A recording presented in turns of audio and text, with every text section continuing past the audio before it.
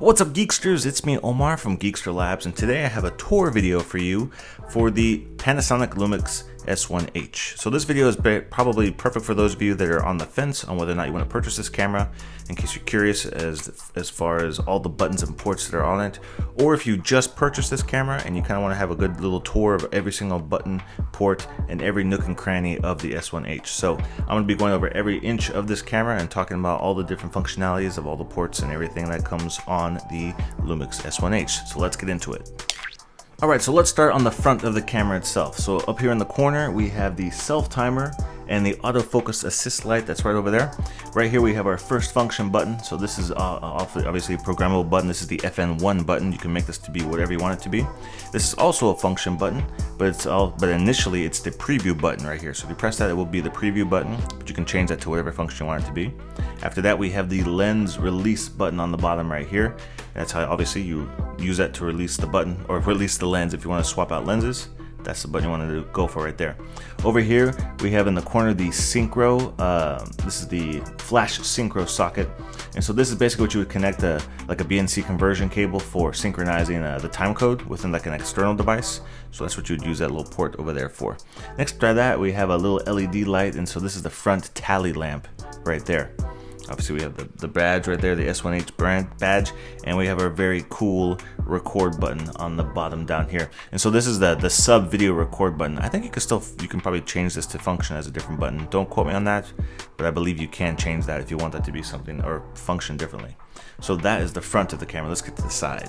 All right, so on the side of the camera, our first port we have up here is the remote port. So if you want to connect a remote to that, it would connect in through this port right up here. Below that we have our mic and headphone jacks. If you want to plug in a external microphone and be able to monitor your audio, that's what you'll use right there. After that we have a USB Type-C port right there, which you can use to charge up the battery while it's in the camera, or to be able to export footage off of the card that's in the camera as well if you want to plug into a computer. And then we have a full-size HDMI port right there. Also next to this we have the vent, and so there's a vent on the other side as well, because as you guys know, this camera can shoot 6K. So if you have this completely fully ranged out to where you're shooting 6K at the highest setting, it will get a little warm and a little hot, so it needs these vents here to keep it cool on the inside. So let's get to the bottom.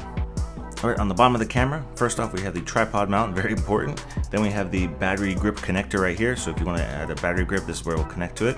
We have our battery door on this side right here, which houses the battery, and also the DC coupler. So if you want to get the little kits for the continuous power through the battery, you'll have to run that cable through there. So that's what that works for right there. And then we have this over here is like a lever for releasing the monitor lock. So this is like the monitor lock level to allow you to lean or angle the screen. So we'll talk about that a little bit more when I show you the back of it. That's pretty much all there is on the bottom. Let's get to the side now. On the side is pretty straightforward. We just have our dual SD card slots right there, as you can see.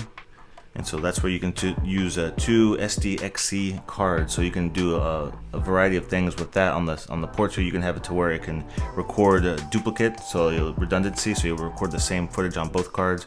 Or you can have it two cards where when it fills one card up, it'll automatically go to the second card. Or you can do a variety of other things too. If you want to put the photos on one card and put the video on another card, there's a variety of different things you can do with the dual SD slots on here. Okay, so now let's check out the back of the camera. So over here we have our lock switch, so you can keep that switched on and you won't accidentally switch any settings or change anything while you're using the camera itself.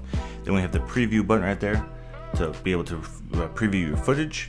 And if you notice right here on the very side, we have a little diopter ring. So this is what you can use to adjust the viewfinder in case maybe you wear glasses and you want to take your glasses off to use the viewfinder. You might need to adjust the focus to be able to see it clearly.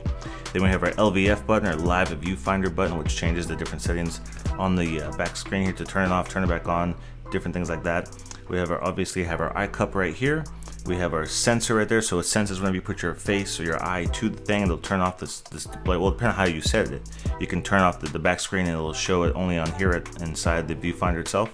If you look underneath the viewfinder right here, there's a little switch right there, and so that is the eye cup lock lever. So if you pull that out, you can actually remove this eye cup if you want to switch off and then have like a bigger eye cup that'll cover your eye and offer you more protection from the sun if you're outside shooting and you want to be able to have a bigger viewfinder. You can swap this out, and that's how you would release it right there.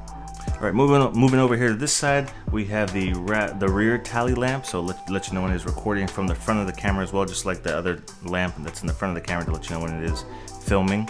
Then we have our lever here to adjust the focus. So that's the focus mode lever.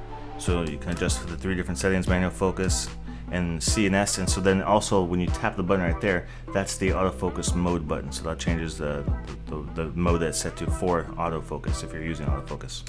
Then we have our autofocus on button right here. And that, I believe that actually could be a function button as well, but right now it's autofocus on. And then we have our joystick right here. So this is like the joystick for going through the menu options and settings. So it goes up and down, and you also can click down on it as well to do selection. Then we have the Q button right here, our quick menu button right below that.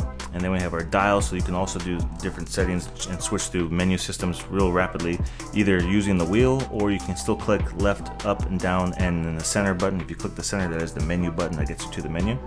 And then we have the back button right here on the bottom. And then or the cancel button. And then below that we have the display button, so this will adjust the different displays, what it's showing you on screen whenever you're shooting the video. If you want to see different views, so you can change it with that. And then we have a dedicated trash can button right here, delete button. So if you want to remove footage, you can just press that and get that to go. And that is what that function does right there. So let's get to the top of the camera now. Okay, on top of the camera, we have the microphones. So we have 2 stereo microphones left and right. Actually do a pretty good job of picking up audio. Over here, we have the reference mark. This is like the recording distance reference mark. That shows you where the sensor is actually inside of the camera. So if you need to measure it out. We have our mode dial right here. And we also have our mode lock. So in order to change the mode dial, you have to press down the button to be able to turn it. Otherwise, it will not allow you to do that. Below that, we have the drive mode dial. So if you're taking photographs and things like that, all the different settings are switched over there, timers, things like that. Those are easy to get to really quick right there.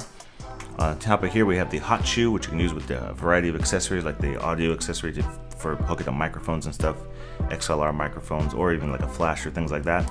That will connect here, and that will actually communicate with the camera itself.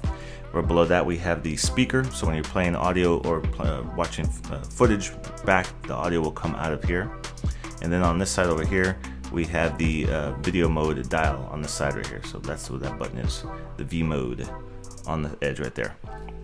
As you can see, we have a awesome viewfinder. So this is the status LCD, and this gives you all the settings and such. And it's almost like an e-reader style thing. And so it does have backlighting. So if you switch the little trigger here, it actually will light up. So if you're shooting inside really dark conditions and you can't really see that because it's not backlit, you can actually switch it to there and it'll light it up.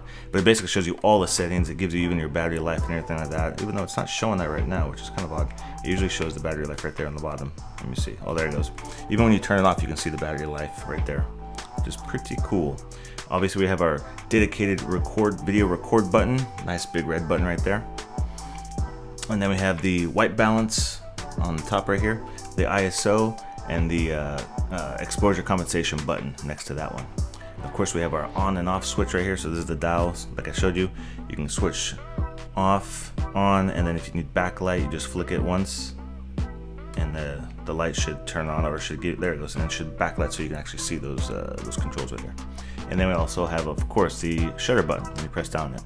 And then in front of it, we have the front dial. So if you want to get to other settings, like switching out different settings on the menu system, or even on the camera itself, like the f-stop or whatever, you can use that front dial right there to control those functions.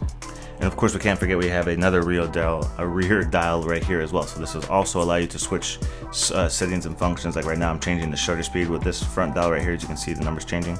And on the front right here, I'm changing, oh, well, the lens isn't attached to it. If it was, I would be changing the f-stop using the front dial right there. So those are basically all the ports and buttons on the Lumix S1H. If you're familiar with other Panasonic Lumix products, it's pretty similar to those. Some of the buttons are arranged in a couple different places, and there are maybe a few extra function buttons you can program.